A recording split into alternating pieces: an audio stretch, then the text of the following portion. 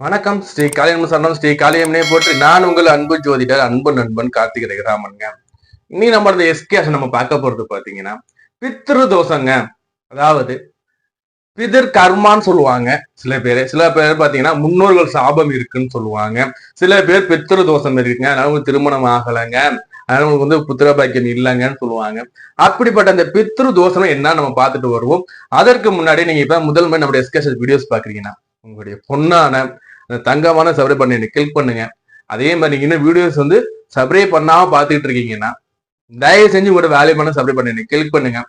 கூடவே பெல்லை கிளிக் பண்ணி வச்சுக்கோங்க. அப்ப நான் தர வீடியோஸ் உடனடியாக உங்களுக்கு வந்துகிட்டே இருக்கும். நம்ம வீடியோ அப்போ உடனடியாக நீங்க பார்த்து தெரிஞ்சுக்கலாங்க. அதே மாதிரி இந்த வீடியோஸ் ஃப்ரெண்ட்ஸ் எல்லாருக்குமே ஷேர் பண்ணுங்க. அப்பதான் உங்க மூலியமா இந்த நல்ல தகவல் அவங்களும் தெரிஞ்சுப்பாங்க. இப்போ பித்ரு தோஷம். இந்த பித்ரு தோஷம் என்ன? உங்களுடைய பித்ருக்கள் யாருங்க? ஃபர்ஸ்ட் உங்களோட பித்ரு யாரு?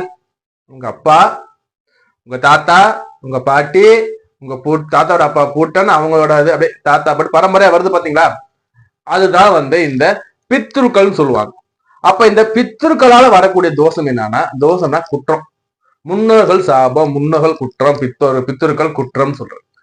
இந்த பித்ருக்கள் குற்றத்துக்கு என்ன சார் முழு காரணம்னா, நம்ம பெற்றோர் நம்ம சரியா பார்த்துக்கல. நம்ம பெற்றோருக்கு நம்ம செய்ய வேண்டிய கடமைகள் நம்ம சரியா செய்யற, நம்மளை இந்த உலகத்திற்கு கொடுத்த நம்ம அந்த தாய் தந்தையருக்கு நம்ம செய்ய வேண்டிய கடமைகளை சரியாக செய்யல, அவங்களுக்கு தேவையான நேரத்தில் நம்ம அவங்க தேவைகளை பூர்த்தி செய்யலைன்னா இந்த பித்ரு தோஷம் வரும் சார். சார் நான் நல்லா செஞ்சுட்டேன் சார் எங்க அப்பா அம்மாவுக்குன்னா, உங்க அப்பா உங்க தாத்தாவுக்கு செஞ்சாரா? ஆட்ட கொஸ்டின்.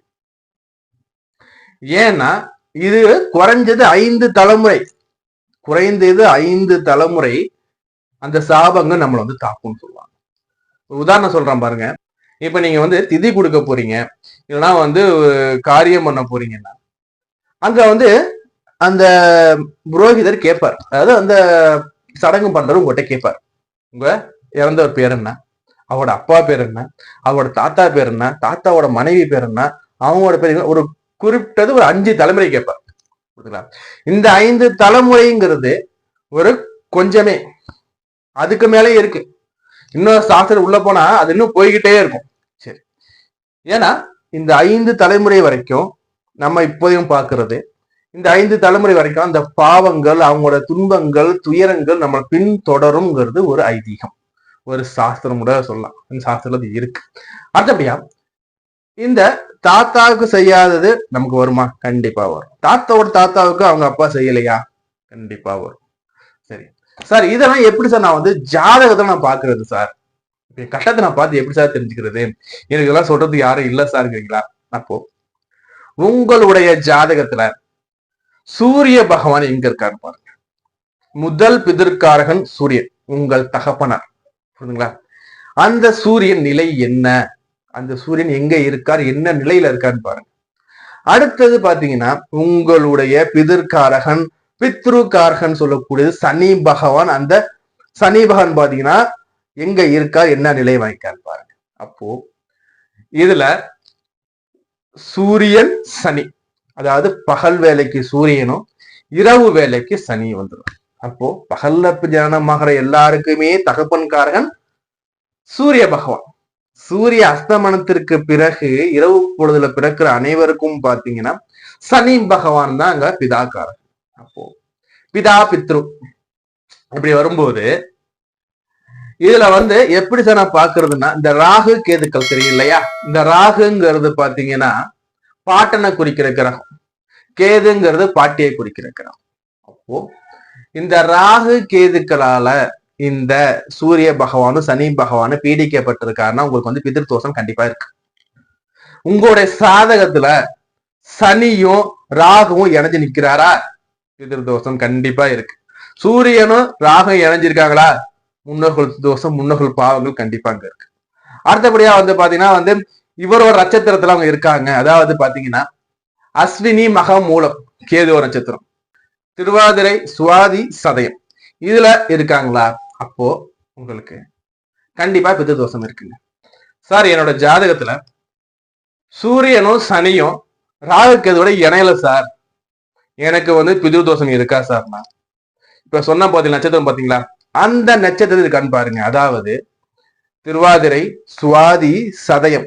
இது பார்த்தா ராகு நட்சத்திரத்துல இந்த சனி பகவான், இந்த சூரிய பகவான் அமர்ந்திருக்காங்கன்னா உங்களுக்கு பிதிரு தோஷம் இருக்குங்க. அடுத்தபடியா கேதுவோட, அதாவது மகம், அஸ்வினி, மூலம். இதுல வந்து சூரியன் இந்த சனி பகவான் இணைஞ்சிருக்காருன்னா உங்களுக்கு வந்து பாத்தீங்கன்னா இந்த பிதிரு தோஷம் இருக்குங்க. சார் இந்த பிதிரு தோஷம் என்ன சார் பண்ணும் எனக்கு? இந்த பிதிரு தோஷம் முதல்ல காரிய தடைங்க, அடுத்தபடியா திருமண தடைங்க, அடுத்தபடியா புத்திர தடைங்க. புரியுதுங்களா? இது ஒன்று. சுய மனிதன் எப்படி சார் இது பாதிக்குதுன்னா, நல்லா இருப்பாங்கங்க, ஆனா மனசுக்குள்ள பார்த்தா அக்கச்சக்கமான குழப்பங்கள் வந்துகிட்டே இருக்குங்க. கிரக அமைப்பு நல்லா இருக்கும், நல்லா தசாபுத்தி போயிட்டு இருக்கும், நல்லா கோச்சார பலன் இருக்கும், நல்லா பாத்தீங்கன்னா கட்ட அமைப்பு நல்லா இருக்கும். ஆனா பார்த்தா அவன் வந்து பார்த்தா ஒரு டல்லாவே இருப்பான். அவனுக்கு வந்து ஏதோ சிந்தனை ஓடிக்கிட்டே இருக்கும், நல்லா சிரிப்பான், திடீர்னு கோவப்படுவான். சில நேரில் பாத்தீங்கன்னா மனநிலை பாதிக்கிறது கூட பாத்தீங்கன்னா இந்த பிதிரு தோஷம்னு வந்து சொல்லுங்க.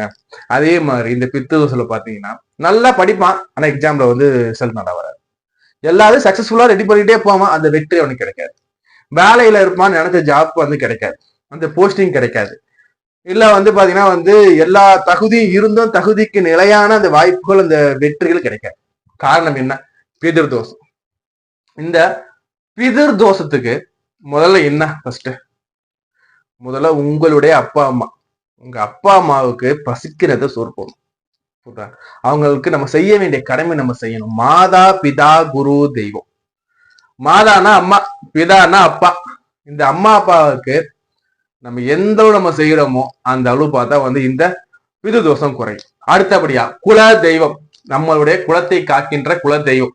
இந்த குல தெய்வத்துக்கு நீ எந்த அளவு அர்ச்சனை, ஆராதனை, எந்த அளவு நீங்க வந்து ஈடுபாடு நீங்க செய்யறீங்களோ அதுக்கேற்ற மாதிரி இந்த பிதிரு தோஷம் குறையும் சார். சார் இந்த பிதிரு தோஷம் எனக்கு வந்து புத்திரபையை தடுக்குமா சார்? நான் கண்டிப்பா தடுக்குங்க சார். அவங்களோட வம்சம் தானே சார். நான் அவங்களுக்கு மனசுல என்ன ஆதங்கம் இருந்ததோ யாருக்கு தெரியும். நான் கஷ்டப்பட்டு என் பிள்ளைய வளர்த்தனே, என் பிள்ளை நான் ஓடி ஓடி உழைச்சினே, என் பிள்ளை என்ன முடியாத நான் பார்க்கலையே. சிம்பிளா சொல்றான் பாருங்களேன், பெற்றோருக்கு உடம்பு சரியில்லை, நீங்க ஏதோ ஒரு பணி நிமித்தமா வெளியில இருக்கீங்க, அப்ப உங்க மனசு என்ன தெரியுமா துடிக்கும்? சே, நம்ம வந்து நம்ம பிள்ளைக்கு ஒண்ணுனா நம்ம வேலையெல்லாம் விட்டுட்டு ஓடணுமே, ஓடி நம்ம பிள்ளைய நம்ம பார்த்தோமே, நம்ம புள்ள நமக்காக ஒரு அரை நாள் லீவ் போட்டு நம்மளை பார்க்கலையே, நம்ம பிள்ளைக்கு நம்ம வந்து வேண்டதான் ஆயிட்டோமோ, அந்த ஒரு மன குமுறல் அங்க இருந்தால் கூட பிதிரு தோஷம் செயல்படும். அப்போ என்ன சொல்லுவாங்கன்னா, வயதில் முதிர்ந்தவரும் குழந்தையும் ஒன்றும்பாங்க. ஏன்னா குழந்தை வந்து எதையும் யோசிக்காது, புரியுதா? அதுக்கு என்ன தேவையோ அது கிடைச்சிடணும், இல்லைன்னா அடம் பிடிச்சி அழுவும். அப்போ இந்த வயதானவங்களும் அப்படிதான். அவங்க எப்படி, என்ன நான் நாளைக்கு இருக்கணும் இல்லையோ, என் பிள்ளை என்கிட்ட இருந்தா நல்லா இருக்கும், நீ என் பிள்ளை என்ன சாப்பிட்டியான்னு கேட்கல, என் பிள்ளை என்ன கண்டுகல. இதே மாதிரி அவங்களோட எண்ணங்கள் என்ன பண்ணும்னா அவனோட ஆள் மனதில் போயிட்டு ஒரு கவலையா மாறுங்க. இந்த கவலைங்கிறது பாத்தீங்கன்னா அப்படியே நாளடைவில் அப்படியே அது வந்து பாத்தீங்கன்னா சாபமா மாறும். அப்போ ஒரு ஜாதகத்துல இந்த சூரியன் சந்திரன் உணர்த்துறது பார்த்தா நம்ம வந்து பிதிர் கர்மாங்க. இது தெளிவா சொல்றேன் பாருங்க. இப்ப நீங்க வந்து சிம்ம லக்னமா இருக்கீங்க, லக்னத்தை பார்த்தீங்கன்னா சூரியன் ஆட்சி, லக்னாதிபதி ஆட்சி, பட் கூட கேது இணைஞ்சிருக்காரா, உங்களுக்கு வந்து பாத்தீங்கன்னா இங்க வந்து அந்த பிதிர் தோஷம் இருக்குங்க. அதே மாதிரி பாத்தீங்கன்னா சார் இந்த பிதிர் தோஷத்துக்கு வேற என்ன சார் நம்ம வந்து பார்க்கணும்னா, இந்த பிதிர் தோஷத்துக்கு பாத்தீங்கன்னா ஃபர்ஸ்ட் உங்களுக்கு வந்து பாத்தீங்கன்னா நம்ம சொல்றோம் பாத்தீங்களா, இந்த சனி பகவான், அந்த நீதிமான் சனி பகவான் வந்து பாத்தீங்கன்னா வேற, நான் அவரை உச்சமா இருக்கேன்னா துலாமே வச்சுக்கோங்களேன், உச்சமா இருக்காரு, பட் அவர் கூட அங்க வந்து கேது இணைஞ்சினாலும் உங்களுக்கு பிதிர் தோஷம் இருக்குங்க. அப்போ இந்த சனியும் ராகுவும் ஒன்னாவே இணைஞ்சிருக்காங்க, பிதிர் தோஷங்க. இந்த சூரியன் சனி ஒன்னா இணைஞ்சிருக்காருங்க, பிதிர் தோஷங்க. சூரியன் சனி ஒண்ணுக்கு நேரா பாத்துக்கிறாங்க, பிதிரு தோஷங்க. அப்போ இது மாதிரி அமைப்பு எல்லாமே பார்த்து நம்ம வந்து அந்த பித்ரு தோஷத்தை நமக்கு கொடுத்துக்கிட்டு இருக்கோம். சார் இந்த பித்ரு தோஷம் என்ன சார் எனக்கு வந்து பரிகாரம்? அதாவது நம்ம வந்து பாத்தீங்கன்னா பரிகாரம் இதுக்கு வந்து பண்றது நிறைய முறைகள்லாம் இருக்கு. இதுல நம்ம பரிகாரத்துக்கு முன்னாடி நம்ம போறதுக்கு முன்னாடி நம்ம என்னன்னா, நம்மள இந்த உலகத்துக்கு கொண்டு வந்த பெற்றோருக்கு நம்ம வந்து செய்ய வேண்டிய கடமைகள் நம்ம கரெக்டா செஞ்சிட்டோம்னா நம்ம இந்த பித்ரு தோஷம் நம்ம ஆளாக்க வேண்டிய நிலை நமக்கு கிடையாது. கரெக்டுங்களா? அப்போ உங்கள் தாய் தந்தையருக்கு நீங்க செய்ய வேண்டிய கடமை கரெக்டா செஞ்சிடுங்க, புரியுதா? அதே மாதிரி நம்ம கரெக்டா செஞ்சோம்னாவே நம்ம பித்ரு தோஷம் வரப்போறது கிடையாது. அதே மாதிரி இந்த முதியோர்களுடைய அப்பா அம்மா தவிக்க விடுறோம் பாத்தீங்களா, அதனால கண்டிப்பா அடுத்த ஜென்மத்துல பாத்தீங்கன்னா பித்ருதோஷம் கண்டிப்பா இருக்கும். அவங்க பாத்தீங்கன்னா சில பல தடைகள், பல தாமதங்கள், திருமண வாய்ப்புகள் பலருக்கு இல்லாம போயிடும்.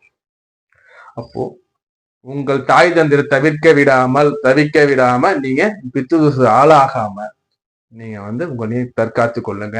இப்ப பரிகாரம் வாங்க பார்க்கலாம். இந்த பரிகாரம் எடுத்து பார்க்கும்போது பித்ருதோஷத்துக்கு சனிக்கிழமைகள்ல சனி பகவானுக்கு வந்து பாத்தீங்கன்னா எள்ளும் அந்த சாதமும் கலந்து நம்ம வந்து சனி பகவானுடைய அந்த வாகனம் சொல்ற காக்கையும் நம்ம வைக்கலாங்க.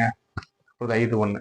அடுத்தபடியா பாத்தீங்கன்னா இந்த பித்ரு தோஷத்துக்கு இந்த மகாலய அமாவாசை சொல்றாங்க பாத்தீங்களா, இந்த ஆடி மாசம் வரக்கூடிய அமாவாசை, புரட்டாசி மாசம் வரக்கூடிய அமாவாசை, அடுத்து தை மாசம் வர அமாவாசை, இதெல்லாம் பாத்தீங்கன்னா மகாலய பட்சம் சொல்றாங்க, மகாலய அமாவாசை சொல்லுவாங்க. இது வந்து பெரிய அமாவாசை. இந்த அமாவாசை தினங்கள்ல என்ன பண்ணுங்க, நீங்க உங்க முன்னோருக்கு நீங்க வந்து திதி கொடுங்க. சார் எங்களுக்கு நாள் தெரியல சார், எனக்கு நான் எப்படி சார் கொடுக்குறேன்னா, நாள் தெரியாதவங்க நாள் தெரிஞ்சிருந்தா அந்த நாள்ல உங்களோட கடமை கரெக்டா செய்யுங்க. அந்த நாள்ல திதி கொடுத்துட்டு பச்சை அரிசியும் அகத்திக்கீரையும் வாங்கி கொண்டு கோமாதா கொடுங்க. அதாவது வந்து பசுக்கு கொடுங்க. அந்த திதியை முடிச்சுட்டு அகத்திக்கீரையும் பச்சை அரிசியும் வாங்கிட்டு போய் அந்த பசுக்கு தானம் கொடுப்பாங்க. அதை நீங்க கரெக்டா பண்ணுங்க. சார் எனக்கு வந்து எதுவுமே தெரியல சார் எனக்குன்னா, ஒண்ணு இல்ல, இந்த பெரிய அமாவாசை சொன்ன பாத்தீங்கன்னா மகாலய அமாவாசை சொன்னல, ஆடி அமாவாசை, புரட்டாசி அமாவாசை, தை அமாவாசை, இந்த அமாவாசை தினங்கள்ல உங்களுடைய முன்னோர் நினைச்சுக்கோங்க. முன்னோர் நினைச்சுக்கிட்டு உங்களோட குல தெய்வத்தையும் நினைச்சுக்கிட்டு, எனக்கு வந்து இறந்த நாளை இறந்த திதியும் எனக்கு தெரியாது, நான் வந்து உங்களுக்கு இந்த செய்ய வேண்டிய கடமை நான் செய்யறேன், எனக்கு வந்து எனக்கும் என் சந்ததியினருக்கும் உங்களால எந்த ஒரு பிரச்சனையும் இருக்கக்கூடாது, பிதிர் தோஷம் பிதிர் கர்மா எனக்கு இந்த நாள் இந்த நிமிஷத்தோட எனக்கு விலகி போகணும்னு சொல்லிட்டு உங்க முன்னோர்களை மனமாற வேண்டுங்க. முன்னோர்களை மனமாற வேண்டிட்டு இந்த ஐயரை வச்சு நீங்க என்ன பண்றீங்க, அங்க தர்ப்பணம் கொடுக்கும் போது, ஆனா இது வந்து ஒரு வாட்டி நிப்பாடக்கூடாது. புரியுதா? எப்ப நீங்க ஸ்டார்ட் பண்ணீங்களோ அதுல இருந்து கண்டு தொடர்ந்து கொடுத்துக்கிட்டே வந்துகிட்டு இருக்கோம். அப்படி கொடுத்துக்கிட்டு வரும்போது உங்களுக்கு இந்த ஏற்படக்கூடிய இந்த காரிய தடைகள், மன உளைச்சல்கள், குழந்தை இன்மை, அதே மாதிரி பாத்தீங்கன்னா வந்து பதவியான முன்னேற்றங்கள் இல்ல, தடைகள் தாமதம் எல்லாமே உங்களுக்கு விளையும். புரியுதா? அப்ப இந்த பித்ரு சாபத்துக்கு பரிகாரம் என்ன, இந்த மகாலய அமாவாசையில என்ன பண்ணணும், உங்களுடைய முன்னோர்களுக்கு நீங்க வந்து அந்த திதியை நீங்க கொடுக்கணும். திதியை கொடுக்கும் போது தெரிஞ்சோ தெரியாமலோ நான் என்ன தவறு செய்தேன் எல்லாத்தையும் மன்னிச்சுக்கோங்க, இந்த தோஷத்துலயும் இந்த சாபத்துல இருந்து நீங்க வந்து காப்பாத்துங்க, இதுக்கு மேல சாபம் எனக்கு தொடர வேண்டாம்னு சொல்லிட்டு தொடங்கிட்டு கன்டினியூஸா அப்படியே அதே நாள் அதே ஆண்டு பண்ணிக்கிட்டே வரும்போது இந்த பித்ரு தோஷம் உங்களுக்கு முழுமையா குறையுங்க. அடுத்தபடியா பாத்தீங்கன்னா இந்த அமாவாசை விரதத்தை அன்னைக்கு என்ன பண்ணுங்க, விரதம் இருப்பீங்க எப்படியும், அந்த அமாவாசை விரதம் அன்னைக்கு காக்கைக்கு சாதம் வைக்கும்போது பாருங்க, அந்த காக்கை வந்து உங்க சாதத்தை எடுக்குதுனாவே அந்த பித்ரு உங்களுக்கு சாதம் குறையுதுன்னு அர்த்தம். புரியுதா? இன்னும் பழைய பழம் சொல்லுவாங்க வீட்டுல, விரதம் அந்த காக்கை சாதம் வச்சுட்டு வெயிட் பண்ணுவாங்க, அந்த காக்கை வந்து சாதம் சாப்பிட்ட பிறகுதான் இவங்க சாப்பிட ஆரம்பிப்பாங்க. சனிக்கிழமை தோறும் இந்த எள்ளும் சாதமும் கலந்து காக்கைக்கு வைக்கணும். அந்த காக்கை வந்து சாதத்தை எடுக்குதா இல்லையான்னு பாருங்க. இந்த காக்கை வந்து சாதத்தை எடுக்குதுன்னா உங்களுக்கு வந்து இந்த பிதிர் கர்மா கண்டிப்பா குறைஞ்சிருங்க. அடுத்தபடியா வந்து அமாவாசை நாட்கள்லயும் நம்ம காக்கை சாதம் வச்சு சாதத்தை காக்கா சாப்பிடுதான்னு பாருங்க. அடுத்த நாள்னா போதாயன அமாவாசை அது போய் அந்த இதுல நீங்க கடைபிடிக்கும் போது இந்த பித்ரு சாபம் உங்களுக்கு முழுமையா குறையுங்க. இது மாதிரி இன்றைய செய்து நான் உங்களை வேற ஒரு காலையில் சந்திக்கிறேன். உங்களுக்கு வந்து ஜாதகம் சம்பந்தமாக இல்ல வந்து ஜோதிட சம்பந்த பிரச்சனைகளுக்கு தீர்வு வேணும்னு நீங்க பிரியப்பட்டீங்கன்னா ஸ்கிரீன் நம்பர் எப்ப வேணா கால் பண்ணி கன்சல்ட் வாங்கிக்கோங்க. நான் உங்களை கார்த்திக் ரகுராமன். நன்றி, வணக்கம்.